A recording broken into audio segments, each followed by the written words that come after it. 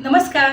नवीन दिवसाची नवीन सुरुवात आणि आपल्या आजच्या रेसिपीची सुरुवात आपण करणार आहोत खव्याच्या गुलाबजामपासून. अगदी मस्त लागतात चवीला, अगदी रसरशीत तयार होतात. खरं तर खव्याचे गुलाबजामुन हे खूप ट्रिकी आहेत, पटकन फसले जातात. पण या पद्धतीने जर तुम्ही केले तर अतिशय सोप्या पद्धतीने मी तुम्हाला हे दाखवलेले आहेत. रेसिपीला सुरुवात करूया. गुलाबजाम करण्यासाठी इथं आपण 500 ग्रॅम म्हणजेच अर्धा किलो इतका ताजा खवा घेतलेला आहे. शक्यतो गुलाबजामांसाठी ताजाच खवा वापरायचा, म्हणजे गुलाबजाम मऊसूत असे होतात. आता हे गुलाबजाम छान रवाळ होण्यासाठी इथं आपण 50 ग्रॅम बारीक रवा घेतलेला आहे. एखादा ग्रॅम जास्त झाला तरी देखील चालू शकतो. आता हा बारीक रवा या खव्यावरती घालून घ्यायचा आहे. रवाळ होण्यासाठी आपण इथं बारीक रवा वापरला आणि त्याचबरोबर गुलाबजामला छान बाइंडिंग येण्यासाठी आपण इथं 50 ग्रॅम इतका मैदा देखील वापरायचा आहे. तुम्हाला हवा असेल तर तुम्ही पूर्ण 100 ग्रॅम मैदा किंवा पूर्ण 100 ग्रॅम रवा घेतला तरी देखील चालेल. आता मैदा मोजून झाल्यानंतर हा मैदा देखील आपण या मिश्रणावरती घालून घ्यायचा आहे.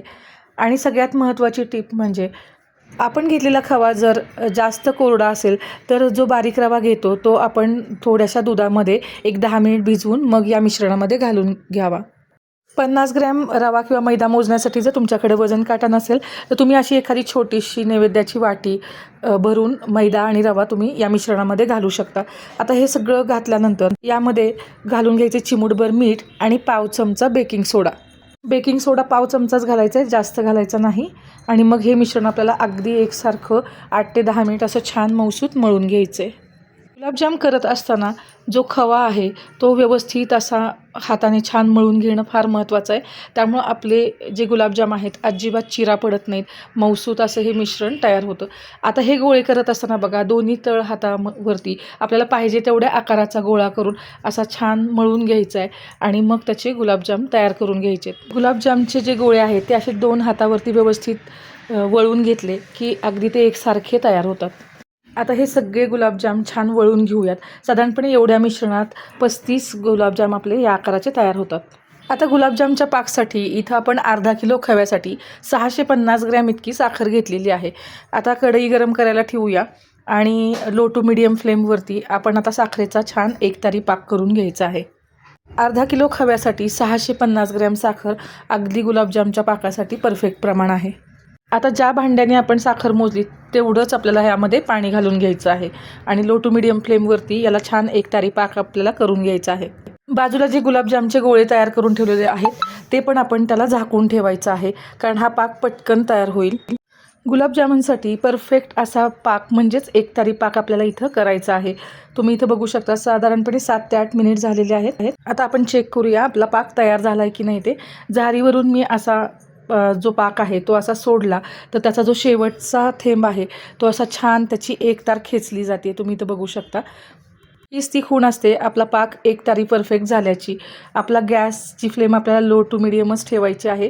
आणि दुसरी पद्धत म्हणजे असं झारीवरचा थोडासा ड्रॉप 2 बोटांच्या मध्यभागी मी असा घेतल्यावरती तुम्ही इथं बघू शकता ही तार छान एकतारी खेचली जाते, म्हणजेच आपला गुलाबजामुनसाठीचा परफेक्ट असा पाक आपला तयार झालेला आहे.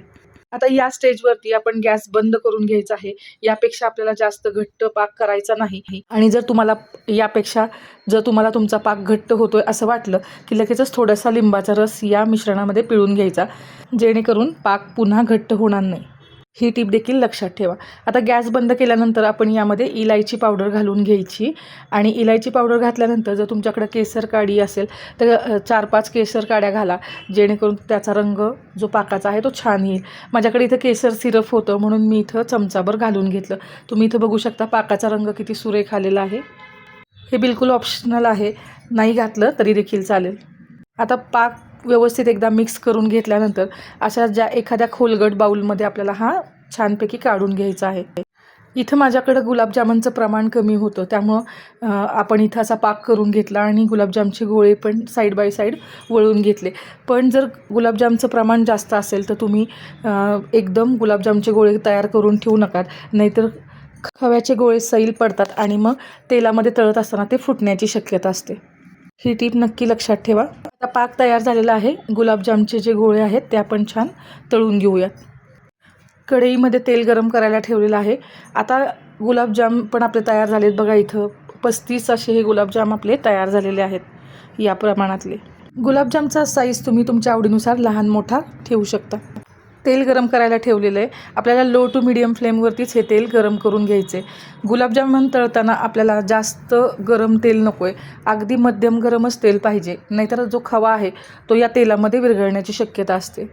सुरुवातीला थोडासा पिठाचा गोळा या कढईत घालून घ्यायचा. तो अलगद वर आला याचा अर्थ आपलं तेल मध्यम गरम आहे. आता या मध्यम गरम तेलामध्ये मावतील इतके गुलाबजाम यामध्ये घालून घ्यायचे आहेत.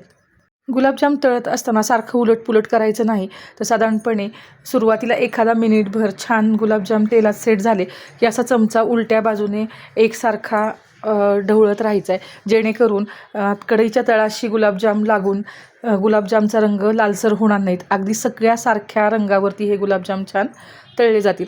पण ही प्रोसेस करत असताना अगदी हलक्या हाताने करायची, कारण खवा आहे. चमचा जर लागला तर तो खवा गुलाबजामांचा आकार बदलण्याची शक्यता असते. सगळ्या बाजूनी नंतर उलटपुलट करून एकसारख्या रंगावरती हे गुलाबजाम छान असे लालसर रंगावरती तळून घ्यायचे. अगदी काळपट करायचे नाहीत, अशा रंगावरती आपल्याला हे गुलाबजाम तळून घ्यायचे. आता दुसरी बॅचसुद्धा मी लो टू मीडियम फ्लेमवरती अशाच पद्धतीने ही गुलाबजामची घालत आहे. गुलाबजाम आपल्याला मध्यम आचेवरतीच तळून घ्यायचे आहेत. हाय फ्लेमवरती हे गुलाबजाम वरून लालसर होतील, पण आतून ते कच्चे राहतील. शिवाय लो फ्लेमवरती जर तळले तर यामध्ये जास्त तेल राहण्याची शक्यता असते, किंवा गुलाबजामचं जे वरचं कवर आहे ते कडक होण्याची शक्यता असते. त्यामुळे मध्यम आचेवरती सतत एकसारखं फिरवत हे गुलाबजाम असे मस्त तळून घ्यायचे, जेणेकरून रव्यामुळं त्याला छान खुसखुशीतपणा येईल आणि मैदा घातल्यामुळं त्याला छान बाइंडिंग आल्यामुळं ते मऊसूद देखील होतील. गुलाबजामच्या या रंगावरूनच तुम्हाला कळत असेल गुलाबजाम किती छान दिसत आहेत. अगदी मस्त झालेले आहेत. एकसारख्या रंगावरती एकसारखे असे तळले गेले आहेत. आणि तुम्ही इथं बघा, आता ही दुसरी बॅचसुद्धा आपली ही तळून तयार झालेली आहे. आता हे सगळे गुलाबजाम आपल्याला काढून घ्यायचे आहेत आणि याच रंगापर्यंत आपल्याला तळायचे आहेत. आता यापेक्षा जास्त डार्क करू नका, नाहीतर जेव्हा खाली आपण गुलाबजाम घेतो तेव्हा हे गुलाबजाम काळसर दिसण्याची देखील शक्यता असते. खव्याचे गुलाबजामुन करत असताना बऱ्याच अडचणी येऊ शकतात. कधी खवा सैल पडू शकतो किंवा कधी कोरडा होऊ शकतो. जेव्हा असा खवा जर खूपच ओलसर असेल तर तुम्ही तिथं मैद्याचं थोडंसं प्रमाण वाढवू देखील शकता. आता हे आपले तळून तयार झालेले आहेत मस्त गुलाबजाम एकसारख्या रंगावरती, अगदी खुसखुशीत असे हे तयार झालेले आहेत. तुम्ही इथे बघू शकता सगळे एकसारखे दिसत आहेत आणि आपला पाक पण तयार आहे. गुलाबजाम पूर्ण थंड झालेले आहेत आणि आपला जो पाक आहे तो कोमट आहे. अशा स्टेजवरती आपण हे सगळे गुलाबजाम या पाकामध्ये घालून घ्यायचे. आता हे गुलाबजाम छान तळले गेलेले आहेत आणि पाक पण व्यवस्थित आहे, त्यामुळे तुम्हाला 4 ते 5 तास मुरवल्यानंतर देखील तुम्ही खायला घेऊ शकता. पाहिलंत ना किती मस्त हे गुलाबजामुन दिसत आहेत, अगदी एकसारख्या रंगावरती विकतच्या गुलाबजामसारखे. आणि ही रेसिपी किती साधी सोपी आहे हे देखील तुम्हाला कळलं असेल. भरपूर साऱ्या टिप्स आणि ट्रिक्स शेअर केल्या आहेत, त्यामुळं नक्की करून बघा. आजची जर रेसिपी तुम्हाला आवडली असेल तर रेसिपीला लाईक, शेअर, कमेंट करा.